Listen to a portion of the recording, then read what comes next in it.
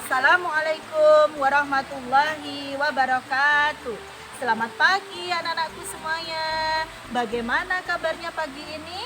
Mudah-mudahan semua dalam lindungan Allah Subhanahu wa taala.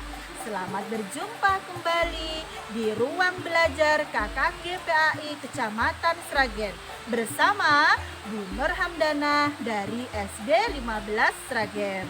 Baiklah, pada kesempatan kali ini kita akan belajar di kelas 4 bab 5 tentang keteladanan Wali Songo. Untuk lebih jelasnya lagi, mari kita simak video pembelajaran berikut. Baiklah anak-anak, kali ini kita akan belajar bab 5 tentang keteladanan Wali Songo. Pengertian Wali Allah. Al-Quran menjelaskan bahwa wali Allah adalah orang yang beriman dan bertakwa. Di samping melakukan hal-hal yang wajib, para wali Allah senantiasa melakukan hal-hal yang sunnah, serta menjauhi hal-hal yang makruh. Allah Subhanahu wa ta'ala berfirman, Bismillahirrahmanirrahim. Inna awliya Allahi la khawfun alaihim wa la hum yahzanun attina amanu wa kanu yattaqun. Yang artinya, ingatlah, wali-wali Allah itu tidak ada rasa takut pada mereka dan mereka tidak bersedih hati, yaitu orang-orang yang beriman dan senantiasa bertakwa. Keimanan wali Allah, keimanan yang dimiliki wali Allah tidak dicampuri oleh kesyirikan. Dan ketakwaan wali Allah, mereka tidak hanya melakukan hal-hal yang diwajibkan agama, tetapi juga menjalankan amalan-amalan sunnah. Mereka menghindari perkara yang makruh dan menjauhi perkara yang diharamkan oleh Allah Subhanahu wa ta'ala. Nah, sekarang kita akan belajar satu persatu dari 9 wali itu. Yang pertama, Sunan Gresik atau Maulana Malik Ibrahim. Maulana Malik Ibrahim disebut juga Sunan Gresik atau Sunan Tandes. Ia lahir di Samarkand, Asia Tengah, dan wafat di desa Gapura, Gresik, Jawa Timur. Kisah keteladanannya adalah semangatnya mendakwahkan Islam. Sunan Gresik banyak membela rakyat Jawa yang tertindas oleh Majapahit.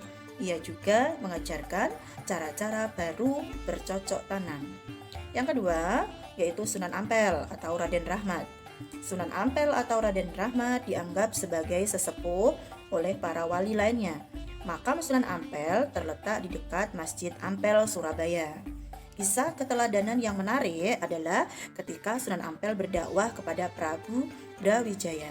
Meskipun akhirnya tidak memeluk agama Islam, Prabu Brawijaya terkesan dengan ajaran Islam yang sebagai ajaran budi pekerti yang mulia. Sunan Ampel mengajarkan falsafah moh limo atau dikenal dengan 5M, yaitu 1. Moh main, 2. Moh ngombe, 3. Moh maling, 4. Moh madat, 5. Moh madon. Kemudian yang selanjutnya, Sunan Bonang atau Magdum Ibrahim. Sunan Bonang adalah putra Sunan Ampel dan sekaligus muridnya. Ia wafat pada tahun 1525. Kisah keteladanannya adalah cara berdakwahnya yang bijak. Ia memasukkan alat musik bonang pada seperangkat alat musik gamelan. Oleh karena itu, ia dikenal dengan sebutan Sunan Bonang. Sunan Bonang juga penggubah suluk wicil dan tembang tombo ati. Dan selanjutnya Sunan Derajat. Sunan Derajat juga putra Sunan Ampel.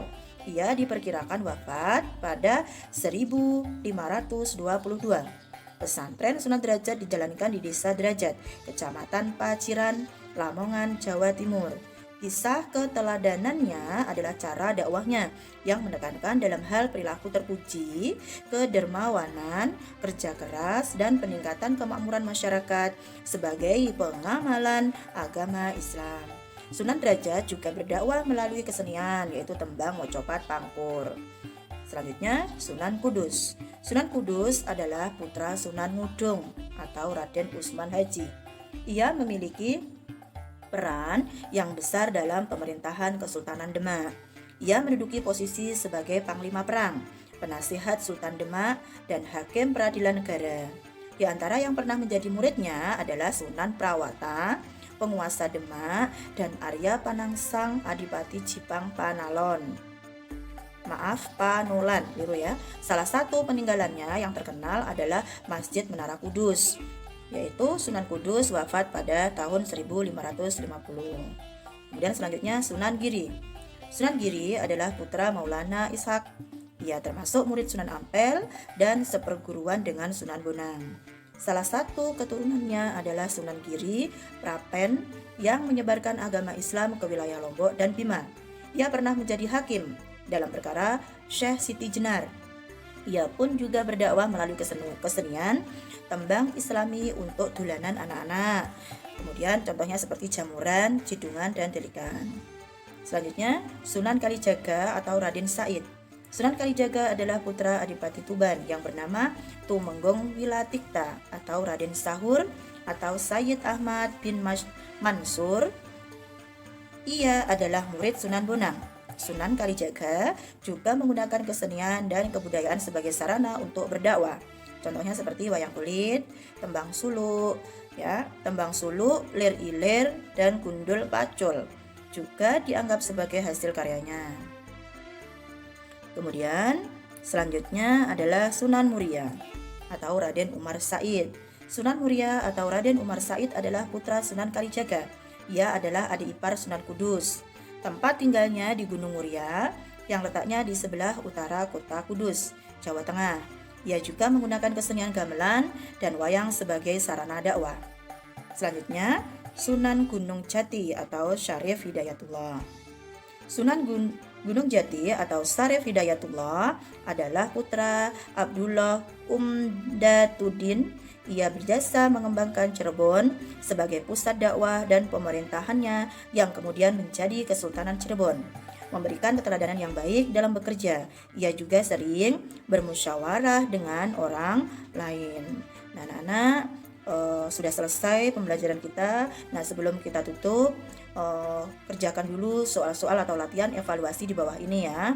Yang pertama, Raden Rahmat adalah nama asli dari Sunan titik.